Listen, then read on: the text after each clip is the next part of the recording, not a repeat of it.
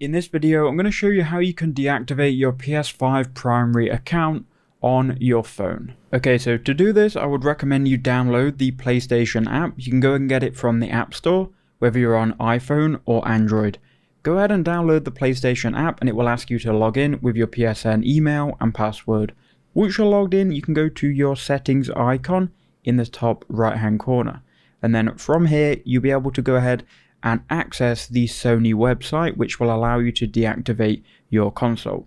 So you need to scroll down until you get to the PlayStation Network section. Here you can see account information. Click on that and it will open up Sony in the web browser. Now you may or may not be already logged in to the Sony website. If you're logged in, it's going to show you the information here. If you're not logged in, you are going to need to enter in your email and password again.